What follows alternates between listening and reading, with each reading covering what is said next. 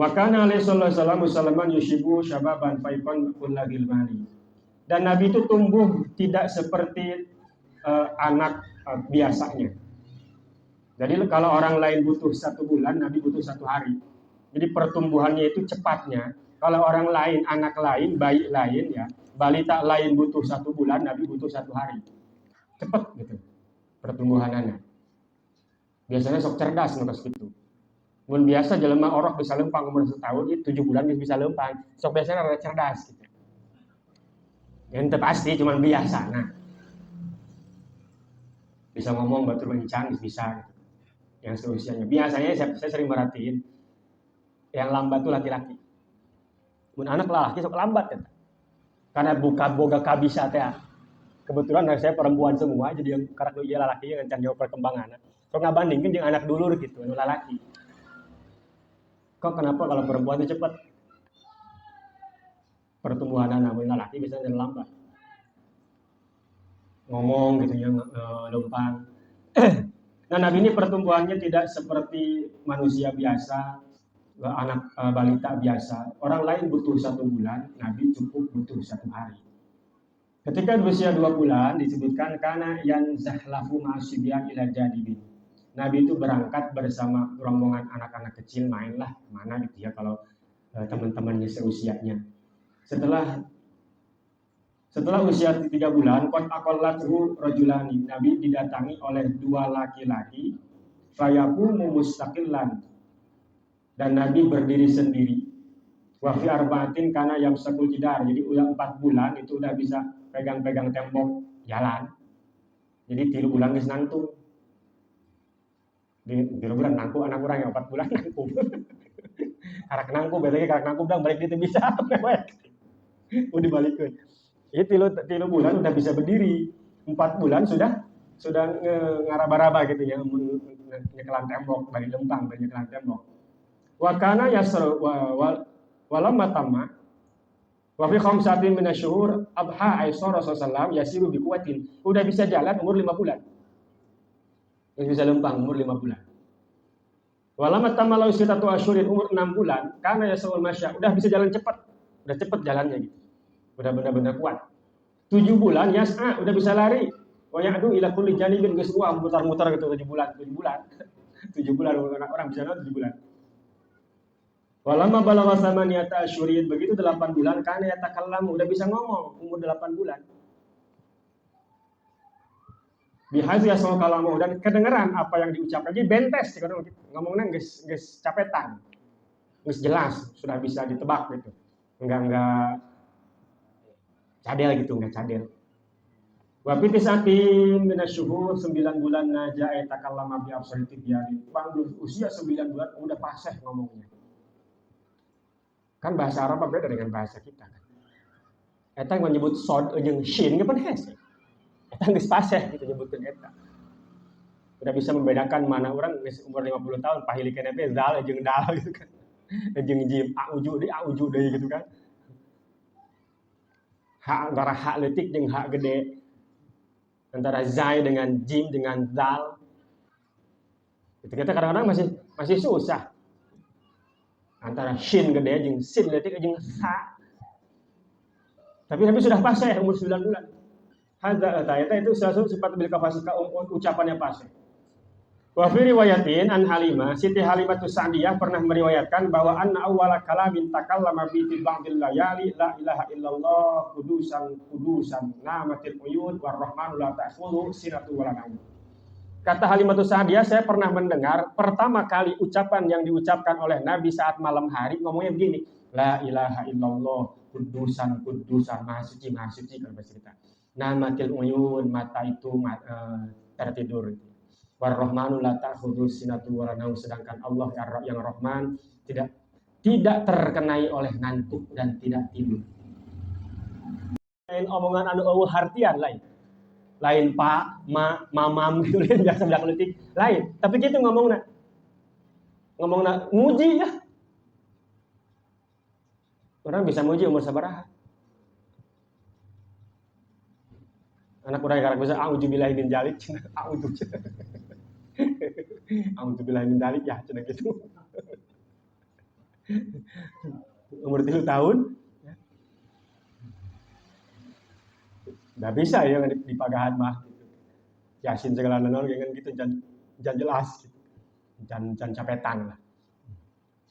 Soinagi sonaihu. Sekayang. Nabi tidak, Nabi sudah begitu ngomongnya. La ilaha illallah kudusan namatil uyun warrahmanu la ta'khudhu sinatun wala naum.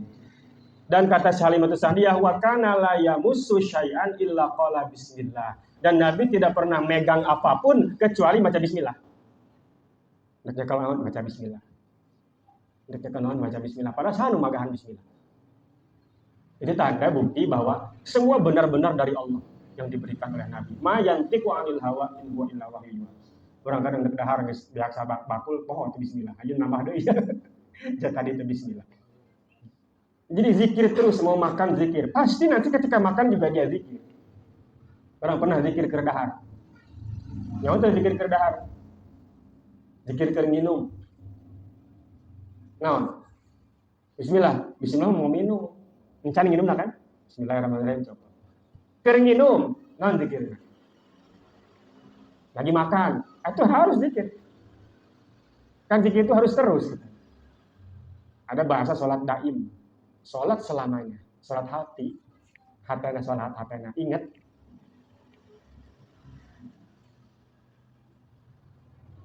orang kadang dahar doang ya, zikirnya. Ketika dahar, orang terzikir.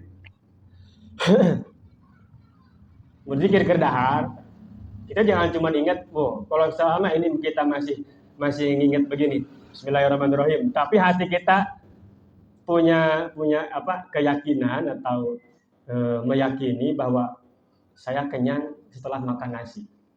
Bahwa yang bikin saya kenyang itu nasi. Berarti waktu makan kita belum zikir, kosong. Di lamun keur dahar orang ingat ka Allah ngatah nu nyeubeukkeun aing Allah. Nu mere aing dahar Allah, itu zikir lagi makan. Enggak ngomong begini, enggak. Pan keur dahar mah kumaha rek ngomongna. Penyaba dahar bari ngomong atau acak-acakan. Itu bisa. Begitu. Bismillah mah sebelum makan. Sebelum minum bismillah. Tapi lagi makan, lagi minum itu hati kita tahu, meyakini, ngarasakeun bahwa ini Allah yang bikin saya kenyang, ini rezeki dari Allah. Keur nginum teh yang bikin saya segar ini Allah, ini rezeki dari Allah. Eta zikir kan keur dahar, keur nginum. Berprakna. Bismillah kan namanya. Nabi itu tidak pernah memegang sesuatu apapun kecuali bismillah dulu. Kalau bisa begitu, tak apa bismillah. Dipena naon hade-hade bismillah. Di korak kajian garak nyebut nabe. Walama balagha asyarata asyurin 10 bulan. Marrat ghanamatu halimata yauman fa aqbalat wahidatun minhunna hatta sajadat lahu wa qabilat ra'sahu summa dhahabat ila suwaidi ibadiha. Begitu umur 10 bulan, kan Halimatus Sa'diyah itu punya piaraan kambing, punya ternak kambing, keluarga Halimah itu. Itu kambing, rombongan kambing itu datang, lagi jalan, lagi lewat, ketemu dengan Nabi. Ada 1 ekor kambing yang nggak ikut sama teman-temannya, malah nyamperin Kangjeng Nabi, lalu sujud di hadapan Kangjeng Nabi, lalu atas si embet ya, nyium kepalanya Kangjeng Nabi. Dia udah tahu itu siapa. Terus nyahuan dia nata embet. Ada 1 kambing yang begitu. Setelah sujud di hadapan Kangjeng Nabi sebagai bentuk penghormatan dia si kambing eta, terus nyium sirah Kangjeng Nabi, terus cenah kakarak numpang deui jeung rombongan embek. Jadi tahu, makanya bukan orang doang yang tahu, binatang pun tahu. Maka kalau nggak kenal dengan Nabi ya lebih jelek dari sakadang embek. Lu isin urang ka embek. Cek embek teh jus ya. Aing teu dibere otaknya, teu dibere akal. Dan kambing pun, binatang pun begitu, menghormati, mengagungkan Kangjeng Nabi. Itu ketika umur 10 bulan. Ketika nyampe umur sama nasinina mata kafilatu jadi Abdul Muthalib. Terus singkat cerita, umur 8 tahun Nabi ditinggal oleh kakeknya yang bernama Abdul Muthalib. Diserahkan, tadinya Abdul Muthalib itu mau menyerahkan karena ada anaknya, diantaranya Abu Thalib dengan kalau nggak salah Abu Lahab. Tapi Abdul Muthalib lebih condong menitipkan Kanjeng Nabi kepada Abu Thalib. Wasmuhu Abdul Manaf, nama asli Abu Thalib itu Abdul Manaf. Maka Abdul Muthalib qad awsahu bidzalika likauni syaqiqu Abdillah. Sebab yang menjadi saudara kandung Abdullah itu adalah Abu Thalib. Kalau Abu Lahab beda ibu. Maka dititipkanlah oleh Abdul Muthalib, diwasiatkan, kalau saya mati ini Muhammad, kamu yang urus Abu Thalib. Dia diurus sama Abu Thalib. Bahkan dibicarakan Abu Thalib itu lebih sayang kepada Nabi daripada kepada anak-anaknya sendiri. Wa yaumal minal ayami wa huwa sallallahu alaihi wasallam, dan pada satu hari Kanjeng Nabi sallallahu alaihi wasallam beserta rombongan kabilah Halimatus Sa'diyah dari golongan orang anak-anak kecil yang lagi pada main. Satu hari lagi pada main dengan anak-anak kecil Bani Sa'ad, keluarganya Halimatus Sa'diyah itu.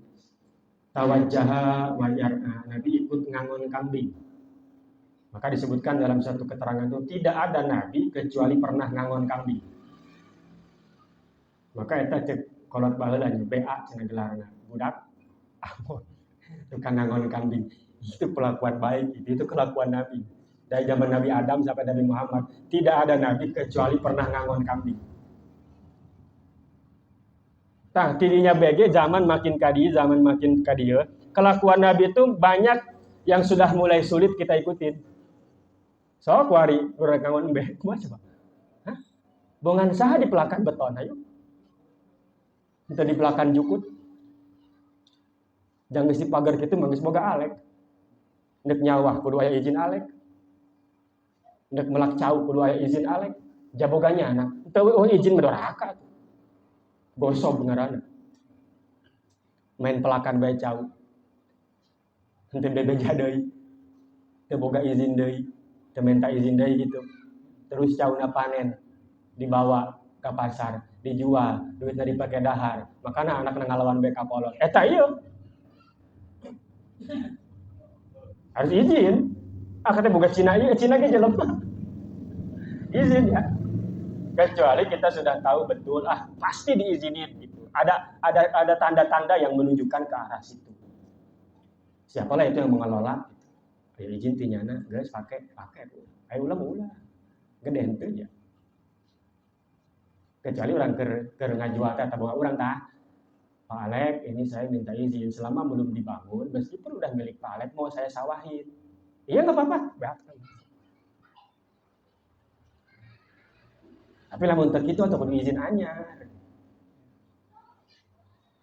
Kecuali tadi diyakini betul karena ada tanda-tanda bahwa dia menyetujui, mengizinkan gitu. Dan kos gitu tah. Atau karuhan eta mah karang bikin sampah. Ya. Bleng. Ka tempat ale. Giliran eta jalan baru banjir mah mung salah.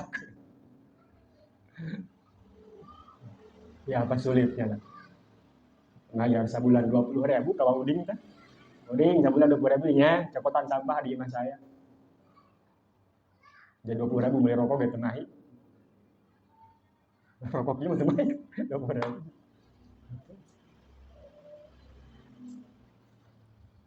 Jangankan itu, kita jalan ke tanah orang. Kalau dia ngari mah nggak boleh, kosong namanya. Makanya besar pahalanya nih orang-orang dulu yang ngewakafin jalan. Kan kita soal ilmu kan adanya pasti kan. Jabaheula paling jalan kebo, sabar gede sih jalan kebo.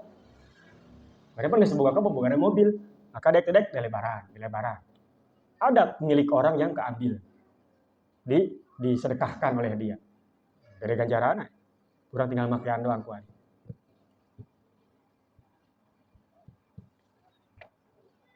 Nabi itu ngangon, jadi ngangon itu kerjaan para nabi.